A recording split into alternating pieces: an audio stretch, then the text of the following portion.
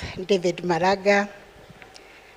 I stand before you wonderful people to convey condolences to the family of Mr. John Thongori on behalf of the judiciary.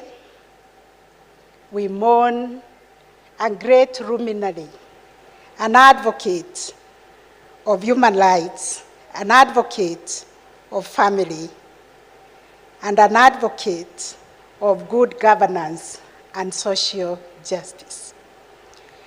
I convey condolences on behalf of the Supreme Court.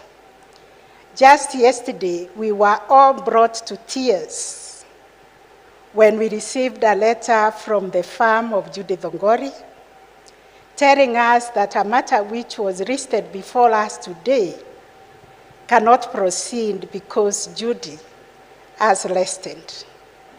What I'm telling you is that firm of lawyers that was introduced here is a professional law firm.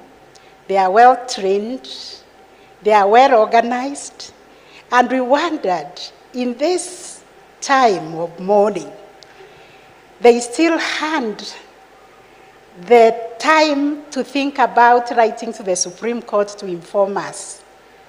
That is how organized Judy was, and that is how she has trained that law firm. We celebrate you, and we thank Judy for what she has invested in that law firm. It's a law firm for the future.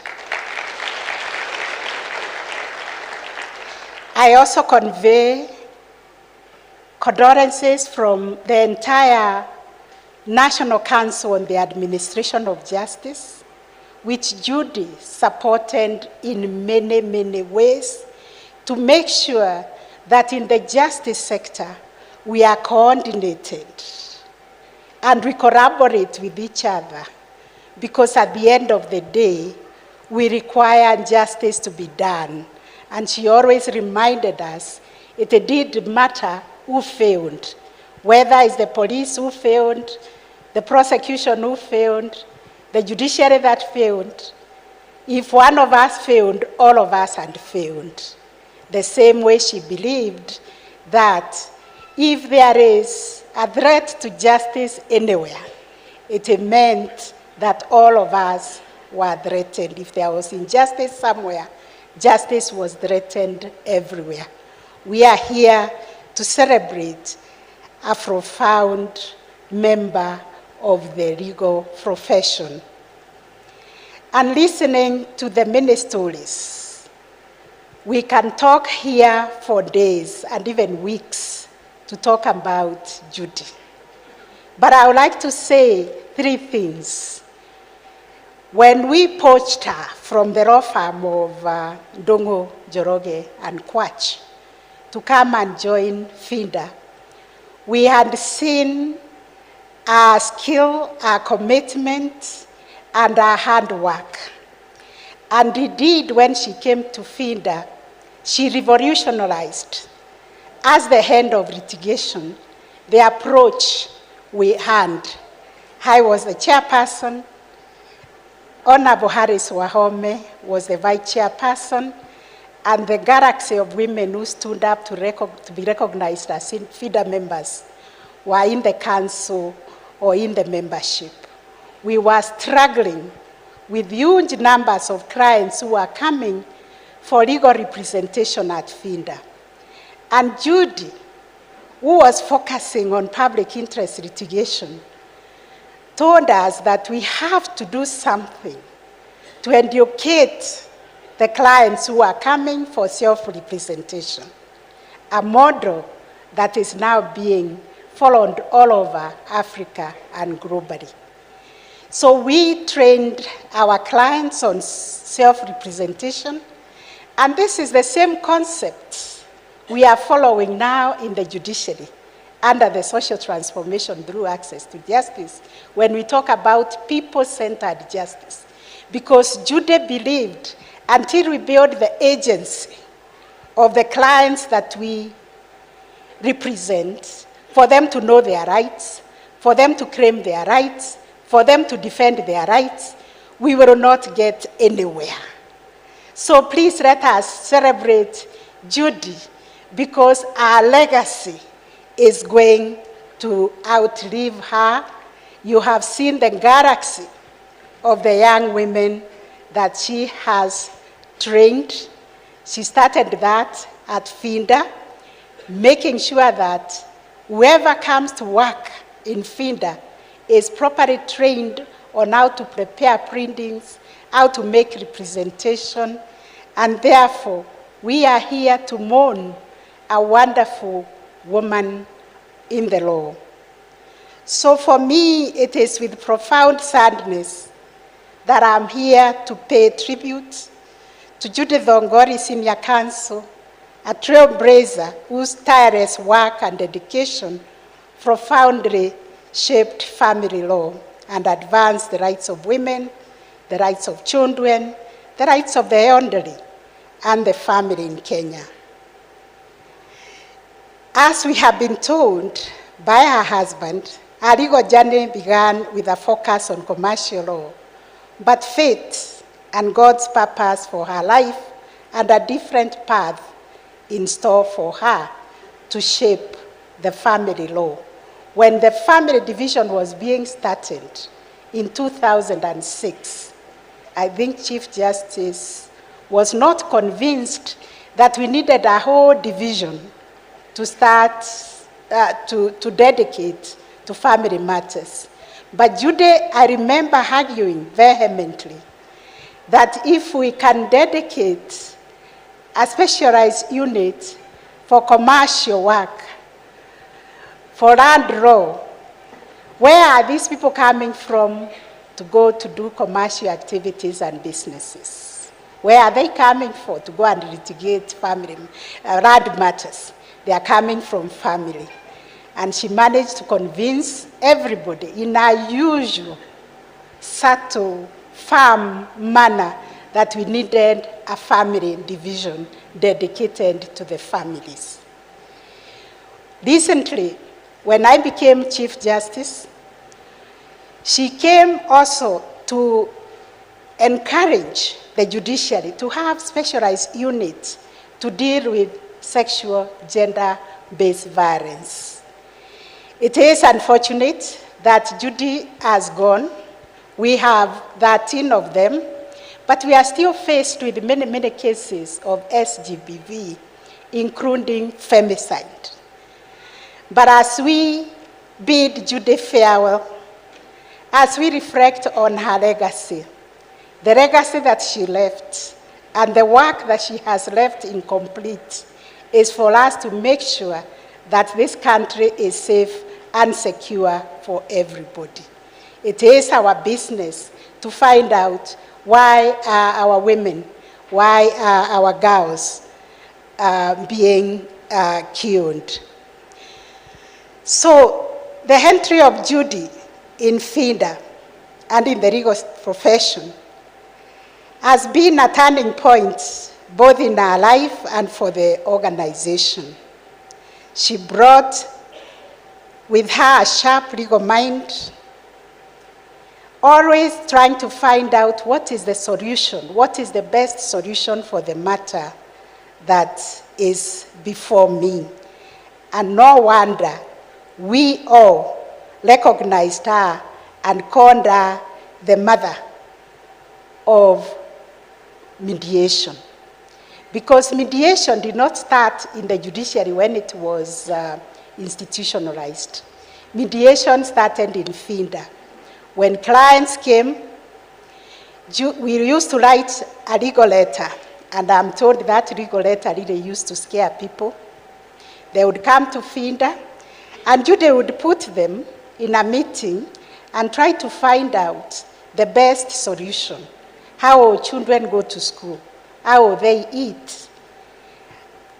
When they finish that journey of taking care of the welfare of the children, then they will address the matters of the division of matrimonial property. That time we did not even have the Matrimonial Property Act that we have today. It was another advocacy that Judy engaged in. She was part of our technical team, even during the constitutional review process, to ensure that all those rights of the family, the rights of women, the elderly, the marginalized, were entrenched in the Constitution. Our work went beyond advocacy to improving the lives of our families. After her remarkable tenure at FINDA Kenya, Judy transitioned to private practice, and she is undoubtedly one of the most respected family law practitioners. Before shaping the family law as it is, very few people wanted to venture into it.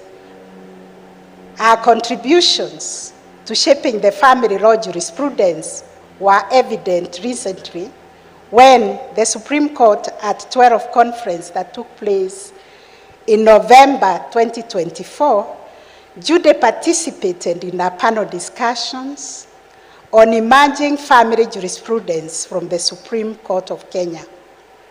She provided very insightful reflections on key areas requiring jurisprudential clarity, including unresolved questions surrounding the rebuttable presumption of joint ownership of matrimonial property under Section 14B of the Matrimonial Property Act and the implication of non-registration of customary marriage on divorce proceedings. Judy was always ahead of her time. For me, I have lost a friend, I've lost a comrade, a neighbor who invited me to that relief neighborhood you have talked about when she moved there.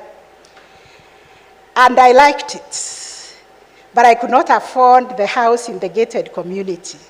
But she helped me identify a plot and held my hand as we constructed and went through the turmoil of construction with her.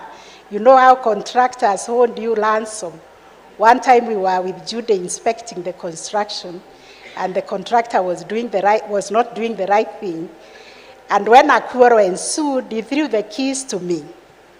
And he knew how vulnerable I was because I had a loan to pay, the house is not moving, and there is no end in sight. But Judy took the contractor aside, they negotiated, and came to a settlement. So Judy always solved all manner of problems. And I ended up being her neighbor.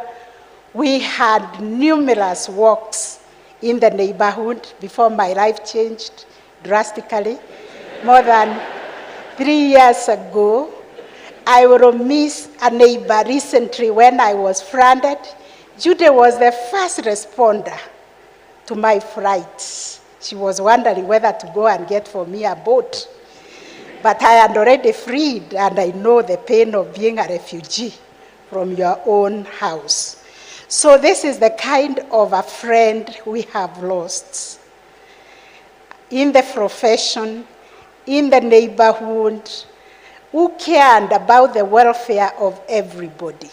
She took up the issue of the funding to make sure that there was a one and all solution for all of us in the neighborhood. She cared for everybody. And whatever Judy touched with her hands, she gave it her all. She never left anything incomplete. I used to call her a complete finisher because whatever Judy touched, she completed it to a logical conclusion. So friends, family, this afternoon, on behalf of the judiciary, and on my own behalf and that of my family,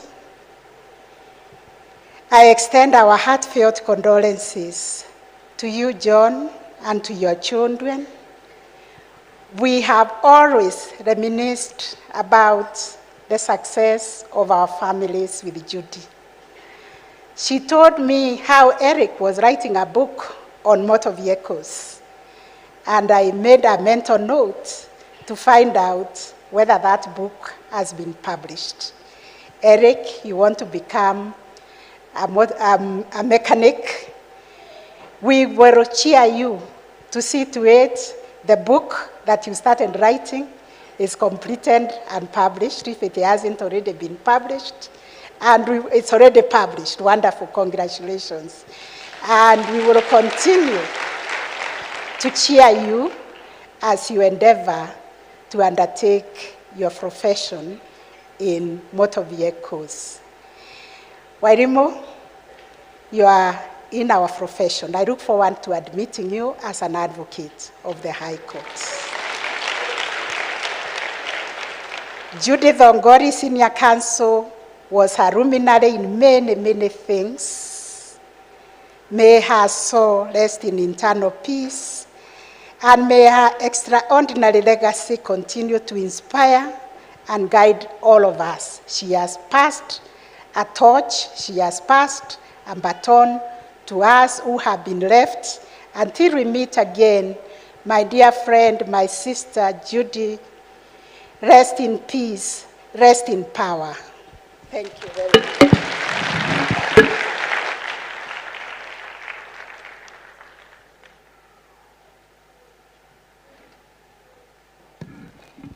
Thank you very much, Chief Justice Martha Koome. Let's appreciate her even as she takes her seat.